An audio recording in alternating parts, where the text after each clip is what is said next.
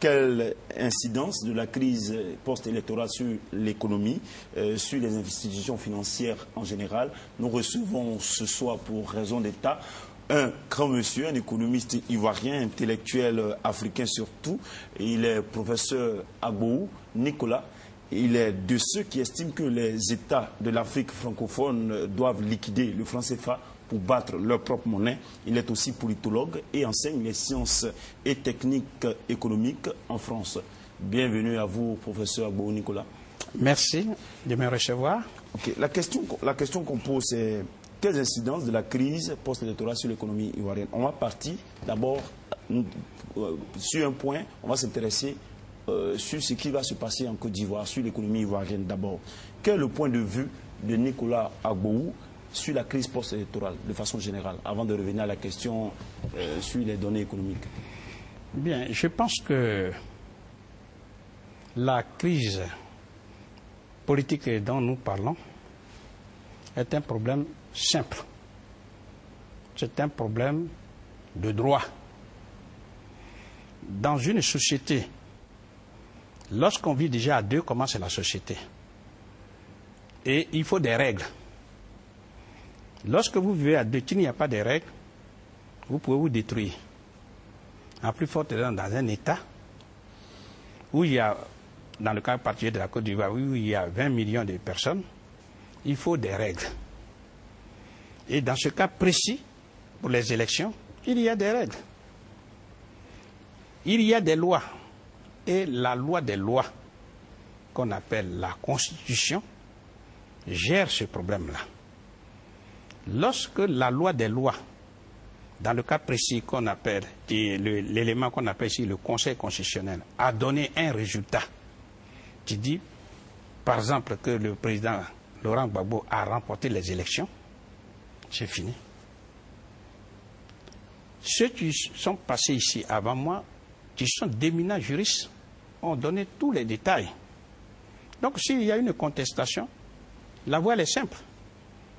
Puisque le président Gbagbo vient de proposer à tous ceux qui s'intéressent à la question ce qu'on appelle un comité d'évaluation, mais qu'il vient simplement regarder tous les PV et on voit si effectivement il a gagné les élections ou pas. C'est le moyen le plus sûr qui est même scientifique de résoudre ce problème. Mais il ne sert à rien de retarder le pays, entretenir une situation d'insécurité où des êtres humains perdent leur vie. Donc moi je pense que c'est une voie royale. Il faut insister sur une seule question. Qui a gagné les élections? Si Gbagbo a gagné les élections, sur quoi se base-t-on pour dire qu'il a gagné les élections? Il y a des PV qui sont signés par tous les par les représentants des deux candidats. Il y a des votes qui doivent être annulés parce qu'il y a eu des trucages, il y a eu des bourrailles des jeunes, il y a eu un nombre artificiellement gonflé de ceux qui ont voté par rapport à ceux qui sont inscrits. Enfin, il y a beaucoup d'anomalies. Et ce n'est pas un problème qui est typique à la Côte d'Ivoire. Ça s'est fait dans tous les pays du monde. Beaucoup l'ont déjà dit. Voilà, donc moi je pense que le problème il est simple, très simple. Il appartient à chaque Ivoirien de comprendre le problème. Que si on supprime la loi dans un pays comme la Côte d'Ivoire, eh bien nous allons nous entretuer. Donc c'est la loi, c'est le respect de la loi qui conditionne même la coexistence pacifique. Avant que les gens comprennent cela, ce processus-là, ceux qui sont concernés par cela travaillent à cela. Et il faut qu'on revienne à une question fondamentale. Parce que les Ivoiriens, eux, s'interrogent. La Côte d'Ivoire doit continuer de tourner. Les Ivoiriens doivent vivre et bien manger, se nourrir, nourrir leur famille et autres. Une des conséquences de cette crise post-électorale, c'est que le Conseil des ministres des États membres de l'UEMOA a décidé de ne reconnaître que les signatures des personnes mandatées par le camp Ouattara. Qu'est-ce qui peut arriver dès lors? Bon, disons que cette décision, d'abord, elle est illégale, puisque, d'abord, ce n'est pas le Conseil des ministres qui doit prendre cette décision, ça c'est déjà un. Mais si elle est proposée, il faut aussi la conférence des chefs d'État. Mais je vais même au-delà pour dire, supposons que effectivement tout ce qui se trame arrive à un blocage, parce qu'on veut bloquer les comptes de la Côte d'Ivoire. C'est-à-dire que, de mémoire, la Côte d'Ivoire a en moyenne 2500 milliards de francs CFA qui sont à la BCEAO. Donc, ils vont bloquer cette somme-là. La question que vous posez, je crois, c'est de savoir quelles sont les conséquences. Les conséquences. Voilà. Et si jamais ces avoirs-là sont bloqués. Voilà. Si est-ce que la Côte d'Ivoire pourra payer ses fonctionnaires? Voilà. En ce moment-là, nous allons dire ceci. La première conséquence, c'est que c'est pratiquement l'équivalent des 6 mois d'importation que la Côte d'Ivoire pouvait faire.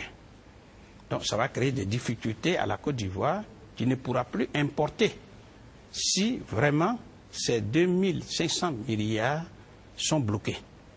Ça, c'est la première conséquence. Il y a des solutions. Deuxième conséquence, comme vous le dites, c'est au niveau du paiement des fonctionnaires. Mais je vais donner un élément de réponse. En attendant que la Côte d'Ivoire mette la main sur ce qui lui appartient, ça veut dire que la Côte d'Ivoire est obligée, je dis bien obligée, de chercher à travers le monde des partenaires financiers. Que ce soit l'Inde, la Chine, le Brésil, la Russie. Se tourner vers d'autres partenaires. Oui. Et la Côte d'Ivoire peut avoir, parce que même si on arrondit à 3 000 milliards, bon bref, c'est l'équivalent à peu près de 5 milliards de dollars.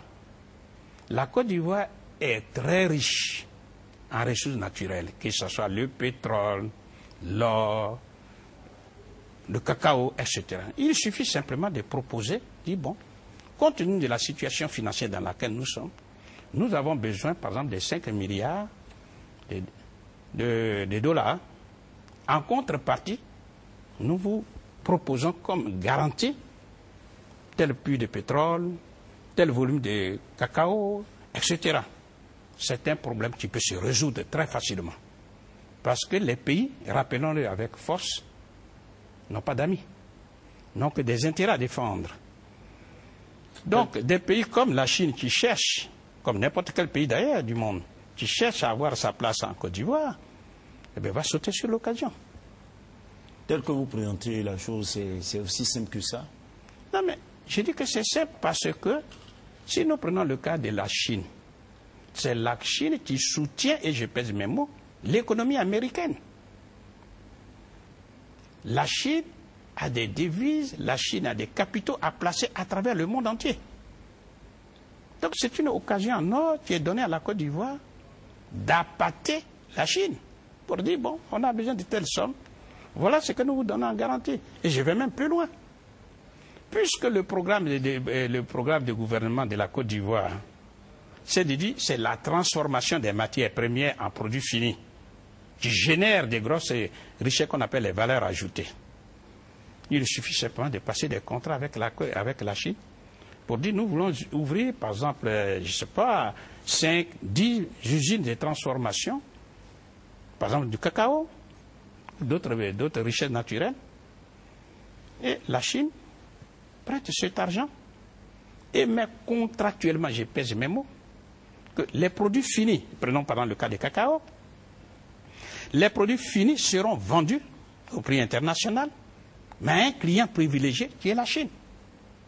Et la Chine ne demande pas autre chose que ça, puisque la Chine, non seulement elle est riche, mais elle a au moins 1,4 milliard de personnes à nourrir. Et à travers le monde entier, elle ne demande pas autre chose que d'avoir ces opportunités-là.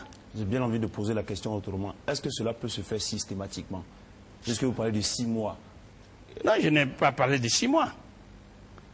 Je n'ai jamais parlé de 6 mois. Je vous dis, dans l'état actuel, où les fonds de la Côte d'Ivoire risquent, on va prendre l'hypothèse où ces avoirs sont bloqués par la BCEAO, je dis il faut réagir vite, aller demander à travers le monde entier des partenaires financiers. Et ces partenaires financiers ne peuvent prêter cet argent qu'en fonction de ce que la Côte d'Ivoire propose. Que ce soit sous forme de garantie, pour dire que je vais vous rembourser, mais je vous donne en garantie, par exemple, tel volume de cacao, tel volume de tel stock d'or, etc. Ça, c'est une proposition. Mais il y a une autre meilleure proposition qui dit, bon, nous allons passer un contrat, on va ouvrir des usines de transformation, par exemple du cacao, ici en Côte d'Ivoire, où non seulement à travers une société d'État, ou bien des sociétés d'État que la Côte d'Ivoire peut créer, mais où le financier, le partenaire financier comme la Chine, peut être un partenaire. Donc ça serait une société mixte. Mais on peut produire, on peut transformer, si ce n'est pas vendu à l'extérieur. Mais c'est ce que je viens de dire. Quand le produit fini est fait, eh bien, le partenaire financier qui est la Chine est prêt à acheter. Il y a l'Inde, à travers le monde entier, et même au niveau de l'Afrique. Parce que l'Afrique meurt de faim parce que les matières premières ne sont pas transformées en produits finis. Mais le jour où les dirigeants africains vont comprendre ça et mettre en mouvement cette transformation, ils verront que les premiers clients se trouvent en Afrique. Nous sommes déjà 1 milliard. Et demain, d'ici 40 ans, ça sera 2 milliards. Donc les consommateurs africains sont là. Qui est insensible aux produits finis qui sortent du cacao, comme par exemple la tablette de chocolat? Tout le monde le mange. Bon, bref, pour résoudre de façon efficace cette question des blocages des fonds, je dis, il faut dès maintenant chercher des partenaires financiers et leur proposer comme garantie les richesses qui sont en Côte d'Ivoire. J'ai bien envie de savoir, est-ce que la BCEAO a le droit de bloquer les avoirs? Mais c'est par là que nous avons commencé pour dire, avant de bloquer les fonds qui appartiennent à un État souverain, il faut s'assurer qu'effectivement, l'acte posé est légal.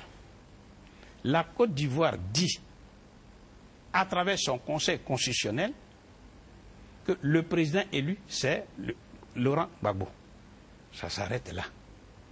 Donc ces institutions-là, financières comme la BCEAO, qui travaillent dans la légalité, n'ont pas d'autre choix que de se conformer à ces résultats-là. Maintenant, s'ils veulent aller en contre-courant, il faut que ces institutions démontrent que ce n'est pas le président élu Gbagbo qui est là. Il faut qu'elle démontre. Sinon, ça, c'est dans l'illégalité. Et ce sont des difficultés supplémentaires qu'on crée à l'Afrique.